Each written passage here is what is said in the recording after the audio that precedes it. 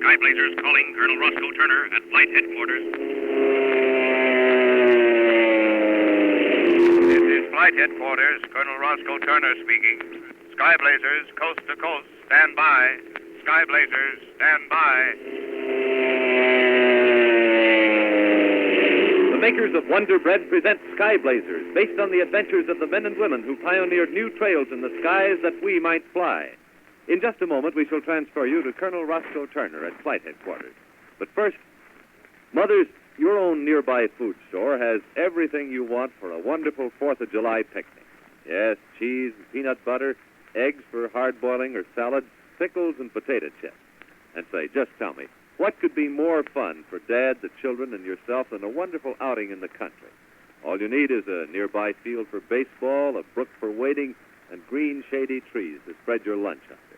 And what a lunch you'll have if you do as good homemakers everywhere are doing and make your sandwiches with delicious, slow-baked Wonder Bread. For Wonder Bread stays fresh so much longer. That's because Wonder Bread is actually slow-baked. Every single loaf is handled with a mother's care, right from the original mixing to the final wrapping. A loaf of Wonder Bread takes more than 10 full hours to make its trip to our spotless bakery. Stays in temperature-controlled ovens 13% longer than many ordinary bread. And this marvelous slow baking helps to keep each slice moist and tender, tempting and delicious, just right for the best 4th of July sandwiches Mother knows how to make. Ask your grocer for Wonder Bread today. It's the bread he himself probably prefers to any other sold in his food store. Yes, according to recent extensive surveys, more grocers say their wives serve slow-baked Wonder Bread in their homes as those who mention any other bread. And the grocer knows which is the one best, the freshest loaf in his food store. Look for the wrapper decorated with the red, yellow, and blue balloons. Wonder Bread, each loaf, slow-baked for lasting freshness. Now take it away, Colonel Roscoe Turner at flight headquarters. You're on the air. Contact. Sky Blazers, tonight, instead of airplanes, I want to start with Indians. Apache Indians on the warpath 70 years ago, in the real Wild West of New Mexico.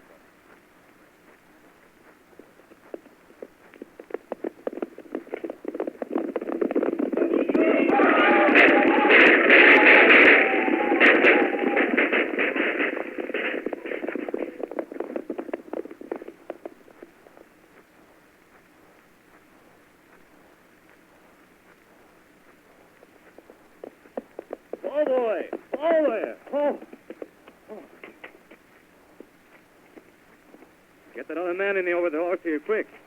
Can I carry over your mail pouches, Ezra? Hurry it up, Shorty. Well, Ezra, your shirt's all bloody. You've been shot. We'll get another man. Other man, nothing. Mail has got to get through.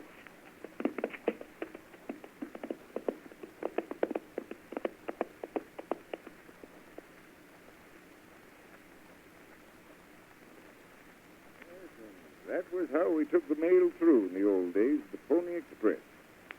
That's when men was men, Jack. Yes, sir. I wish I was big like you, Uncle Ezra. Hmm? Other fellows 15 years older are twice as big as I am. Maybe they be, Jack, but there's no fellow in town within 50 pounds of your weight that dares pick on you. It's not size, Jack. It's the heart and the courage inside that makes a man.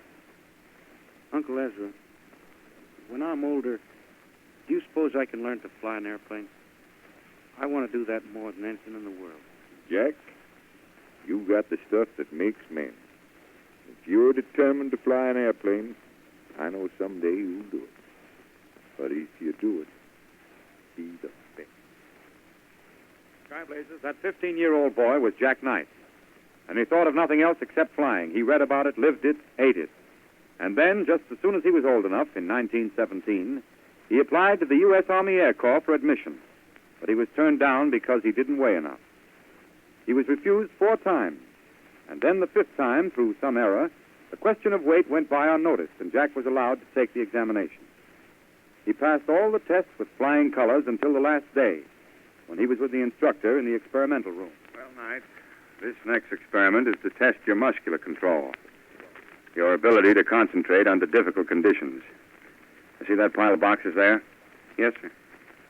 You've got to walk up one side and down the other. They're piled so that the slightest slip will send the boxes crashing to the floor. Yes, sir. Now, before you climb that pile of boxes, Knight, I'm going to whirl you around in this swivel chair 20 times as fast as I can to make you dizzy. That sure will make it harder. Sit down. Yes, sir.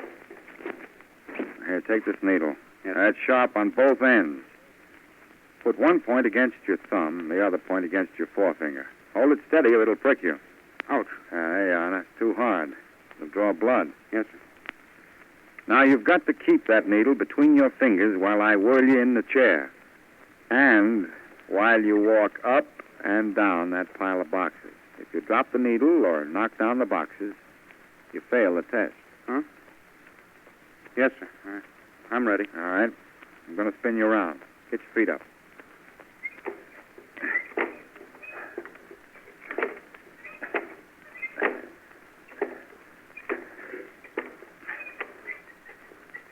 All right, stand up, Knight. Now walk up onto the boxes.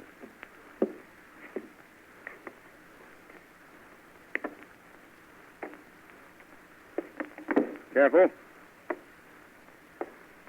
Now down. And don't drop that needle. That's it. Good job, Knight. Boy, am I glad that's over. Congratulations. Captain, does that mean I'm in the Air Corps as a cadet? Certainly does. Now, let me check over this report. Say, wait a minute. Why didn't you tell me you were underweight? Oh, I hoped I wasn't. How much am I underweight, Captain? 5 pounds. Only 5 pounds? Can't you let me in anyhow? No, I'm sorry, Knight. I'm awfully sorry. You're the type of young man we want, and if it were up to me, I'd pass you in a minute. But with all the red tape and regulations, can't break the rules. Sorry. Well, suppose I gained those 5 pounds somehow. Would I be accepted then? That's right. Come back next year when you're 5 pounds heavier. Yeah, maybe next year and maybe sooner. I've got to get in the Air Corps somehow.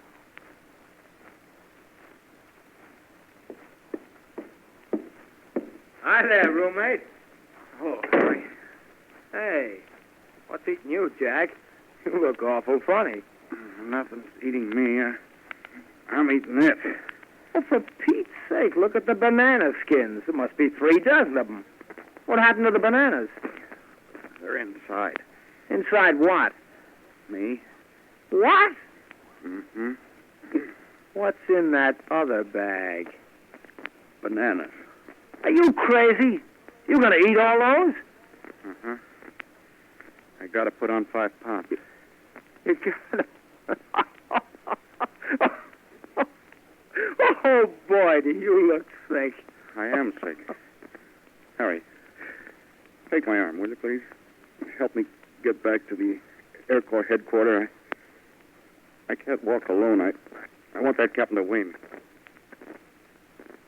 Oh, I told you, Knight, we can't take you. You're underweight. Not now. Captain, give Jack a chance. This is a matter of life and death to him. Hurry, will you? Weigh me. All right, Knight. Get on those scales again. Wait a minute. Say, Knight, that's funny. You've gained over 4.5 pounds since you were here before. Not so funny. But you're still a shade under. I am? Harry, give me another banana. Gosh, Jack. All right. Here you are.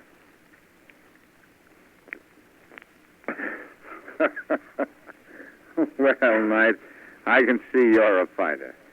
We need men like you in the Air Corps. What about my weight? No. Okay, Knight. You've passed. Congratulations. I swear I'll never eat another banana as long as I live. If I don't live.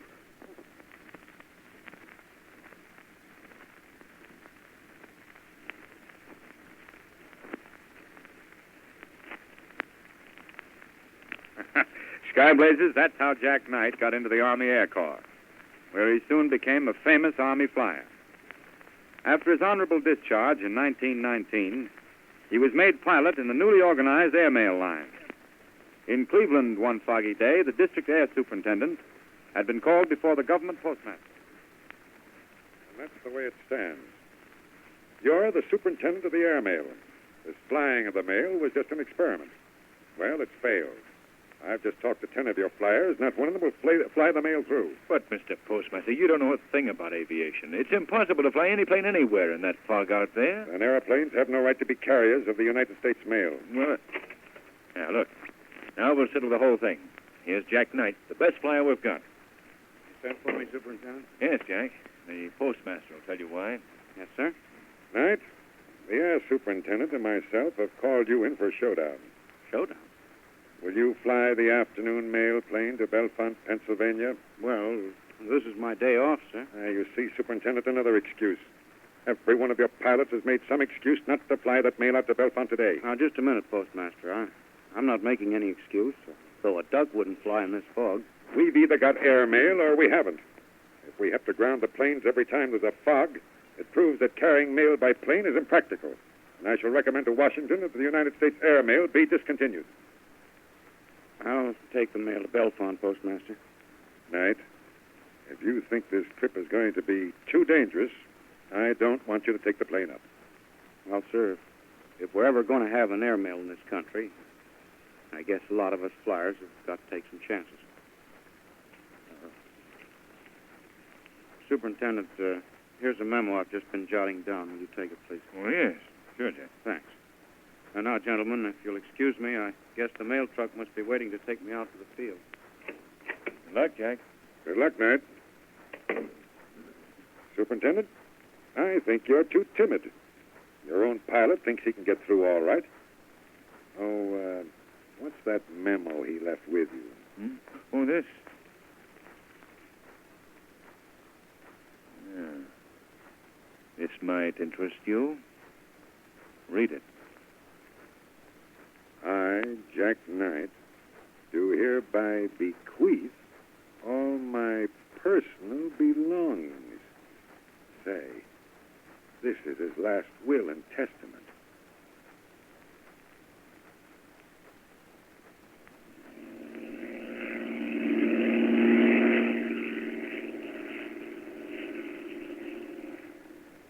Can't stand listening to that plane up there circling the airport. Jack Knight's been circling Bellefonte now for 30 minutes. Since he can't stay up there forever, O'Brien. Yeah, we know what that means. I wouldn't give you 10 cents for Jack Knight's chances of getting down alive in this fog. Mr. O'Brien, I've got an idea. Don't bother me, Billy Ray. But I've got an idea how to help Jack Knight spot the airfield. Oh, what is it, kid? It can't do any harm. Well, maybe he could smell his way to the field. He could. What do you think Jack Knight is, a bloodhound? Go away, Billy. But Mr. O'Brien, if we made a great big fire with gallons and gallons of old engine oil, the smell would go way up in the air, and Jack Knight would know the smell of burning engine oil anyway. Billy, that's the craziest idea I ever heard, but we're going to try it. Come on, fellas, get going. Bring out those barrels of dirty oil. We got to hurry if we're going to save Jack Knight. Sky blazes, they built that fire on the Bellefonte landing field, and while Jack Knight didn't smell the burning oil, he did see the smoke, and so was able to come down to a safe landing. One of the strangest landings in the history of aviation. But in February of 1921, strong opposition arose in Congress to any further appropriation for airmail. In the Capitol building in the House of Representatives, the debate went on for hours.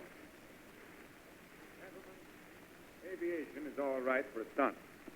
But when we are asked to vote on appropriation of over $1 million to continue this experiment of airmail, I say we're just throwing good money after bad.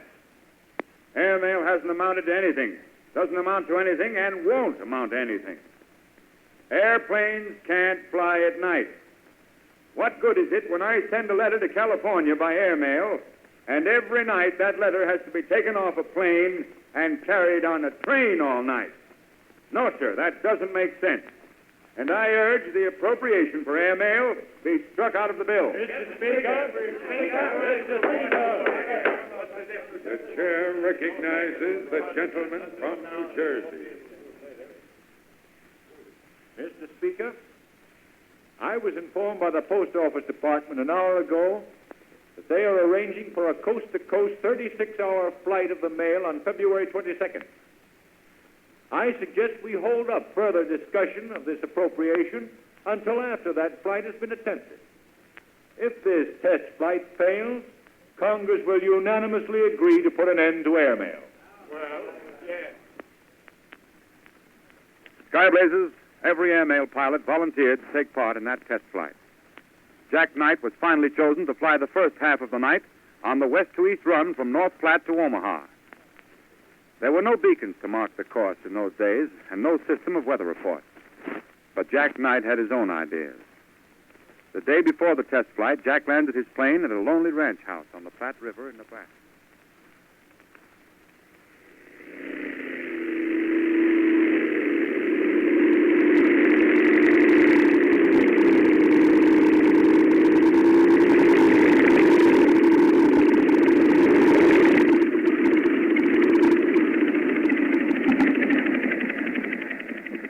What's the matter, pilot?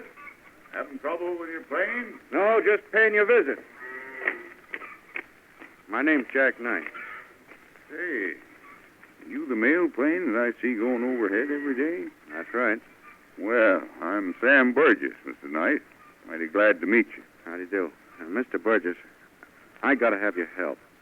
Well, now, spit her out. What can I do for you? Well, tomorrow I'm flying my route at night. First time it's ever been done. Mr. Burgess, I want you to build a bonfire right out here on the prairie. Kind of a guiding light for you, huh? All right. Will you do it? Mister, pretty darn lonely out here to my ranch house. We're a long way from town. We don't have much company dropping in. Somehow me and the old lady got to thinking of your plane, going over every day, kind of like a friend. Well, building a bonfire ain't much to do for a friend, is it? Thanks a lot, Mr. Burgess. Could you stay and have a little bite of dinner with us, Mr. Knight? We're having liver. Well, I'd sure like to, Mr. Burgess, but I've got to talk to 6 more ranchers along the way. Oh, say, one more thing. Have you got a telephone? Yeah, had one put in last year. Now, if I call you just before I start out, will you stick your head out the window and see what the weather's doing? Of course I will. What time you figure on starting out? 10:30 tomorrow night from North Platte.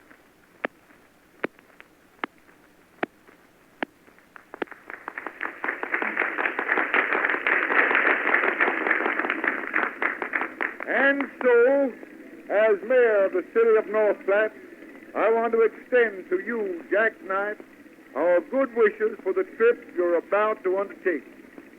This first night airmail flight will go down in history as a great pioneering effort. Thank you, Your Honor. I wish you Godspeed and a safe journey through the night. 10:29, Jack. Okay, I'm ready. Your Honor, will you have the police keep the people back from the runway? I sure will, Jack. Oh, Chief, get those people back. All right. Hey, Pete, have you checked with all the ranchers? Every bonfire's burning from here to Omaha. Okay, then, I'm taking off. For Omaha.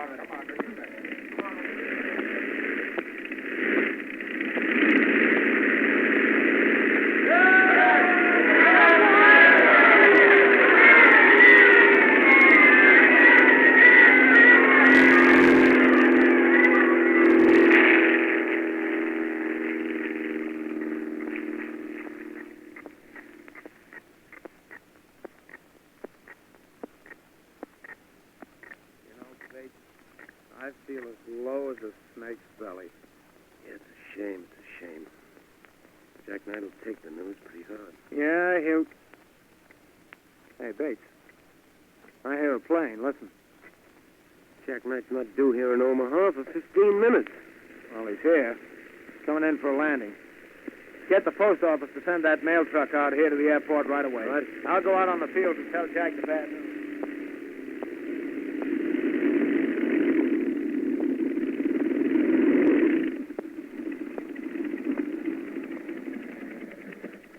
Hi, Jack. Hi, Harry. 15 minutes ahead of schedule. Say, Harry, where's the pilot that's going to take over? Why isn't he out here on the field? Well, Jack, there's bad news. Oh. One of the boys cracked up? No, but it's ceiling zero over most of Iowa. Test flight is canceled. Canceled? Well, they can't do that. We've got to prove to Congress we can take the mail through. Word came through from Chicago a half hour ago that they'd already stopped the westbound plane and put the mail on the train. Orders are to stop the eastbound mail here and put it on the next train for Chicago. Just because there's a little bad weather. Where's the pilot that was going to take over? Chief sent him home when the news came through. It was quite a crowd here, but they all cleared out. Now all there is here is the chief, myself, and another mechanic waiting to put this plane to bed. Harry, I'm going on to Chicago. You're going where? I'm going to take the mail through. I got to, Harry. The whole future of Airmail hangs in the balance right now. Well, you're crazy, Jack. You've never flown this run to Chicago. You haven't even got any maps. Well, that makes it tougher, but the mail through, and I'm taking it. Well, have you got gas enough, Jack? Enough to last Iowa City. I'll guess up there. Twist or tail, switches off. Gas on? Gas on.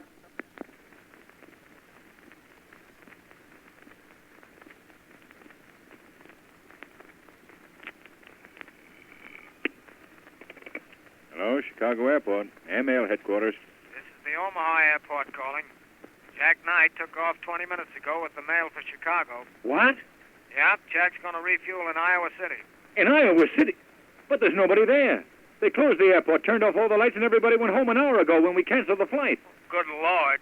Well, get hold of the manager of the Iowa City Airport. But I can't get Iowa City. The storm's blown down all the wires. There's nothing we can do then. Heaven help him up there in that storm. Sky blazes, hour by hour, the storm got worse. The airport at Iowa City, lashed by gales and driving rains, was deserted except for the watchman, Frank Jones.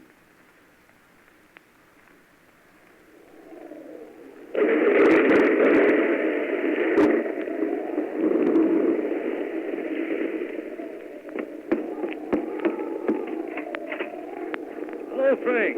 Oh, hello, Al. I was cutting across the field on my way home from work, Frank. Saw your lantern through the window and came in to rest. Yeah, good. About tuckered out fighting that storm. Yeah, it's a terrible night out. Oh, the fellas. Well, they all went home hours ago when the airmail flight was canceled. No plane could ever get... What is it, Frank? Sounded like a plane. Plane? Are you crazy? Yeah, I don't hear it anymore. Nobody could be up there in that storm anyhow. It must have been the wind. Oh, well, how's the missus? Oh, she's feeling better this morning, Frank. Thanks. Oh, I'm glad to hear that. You know, best thing for her is just stay in bed for the next few days. Yeah. Well, better be getting along, Frank. Okay. I think I'll stretch out here and get me 40 winks of sleep. I'm glad you stopped in, Al. Frank, there is a plane up there. Yeah, I hear it. By the sound, he's circling overhead. He's trying to find the thief. Quick, Al, we gotta light flares. They're in my locker.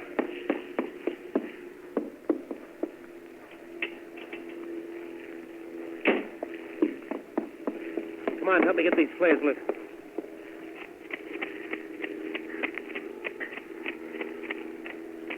I'll put one flare here. Hold your head over it, Al, while I light it. Yeah. That's got it. Listen, Frank, his motor's missing. He must be out of gas. He'll crack up. He can't help it. I can see his lights. He's going to land. Get back from the flare. Give him all the room there is. He's going to hit those telephone lines. No, he missed them.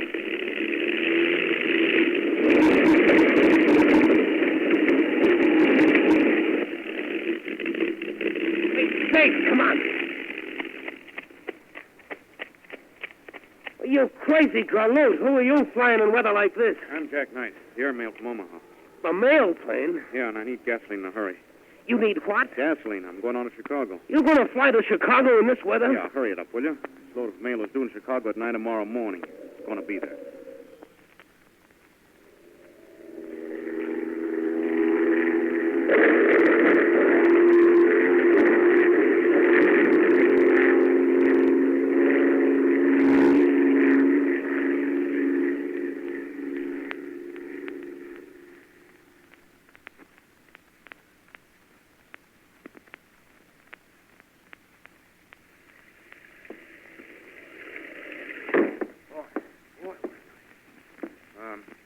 You the telegraph operator? Yes, sir. I've got an important message I want to send to my uncle. Take it down, will you, please? To Ezra Bolton, San Jose, California. Just say the mail got through. Sign it, Jack Knight. Sky Blazers, from the date of Jack Knight's famous night flight airmail, was here to stay. 2 days later, Congress passed the bill authorizing the continuation of airmail service and providing for the erection of air beacons for night flying. Today, great airliners fly that same route over the Iowa prairies, 10,000 feet above the earth. They are equipped with two-way radio beam, retractable landing gear, the static suppressor, automatic pilot, and 101 other ideas and aids to air navigation that Jack Knight didn't have. But Jack, who is now Director of Public Education for United Airlines, is still a great pilot with more actual hours of flying than any other man. Sky Blazers, I want you to begin training for leadership. Yes, leadership in school, sports, everything you do. Because from the younger leaders of today will come America's airline pilots of tomorrow. Right you are, Colonel Turner.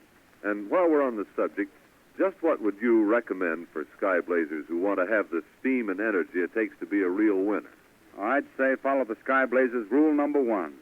Get plenty of food energy with your meals by eating 2 slices of slow-baked Wonder Bread and drinking a big glass of milk. Nelson Case will tell you why. Sky Blazers, milk and slow-baked Wonder Bread are 2 of our best foods, chock full of important food energy and muscle-building protein. And we say eat Wonder Bread because this nourishing bread is actually slow-baked for lasting freshness. That means it really tastes better and makes you want to eat more. In fact, plenty of famous airline pilots like Colonel Roscoe Turner rate Wonder Bread top for freshness and flavor. Get Wonder Bread, favorite of the airways, next Monday, sure. Treat yourself to the bread Sky Blazers eat. Wonder Bread in the famous balloon-decorated wrapper. Each loaf slow-baked for lasting freshness. Sky Blazers, don't forget we have a date at the New York World's Fair on Wednesday, July 31st. The bakers of Wonder Bread are going to have one of the greatest model plane exhibition contests ever held. There are 63 mighty handsome trophies for you to win. So start building your model now. Any type model plane will be eligible. You can get the full details, all the rules, by writing to Sky Blazers, 630 Fifth Avenue, New York. Sky Blazers, 630 Fifth Avenue, New York. Get on the job tonight. You have a swell chance to win, for there are 3 age groups.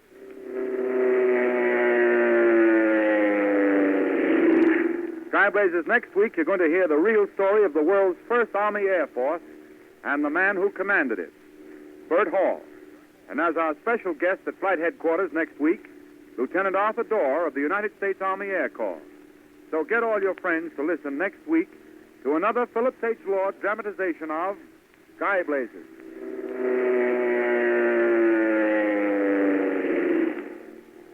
Today, the American Red Cross urgently needs a minimum of $20 million to relieve human suffering. Give all you can immediately through your local Red Cross chapter. This is the Columbia Broadcasting System.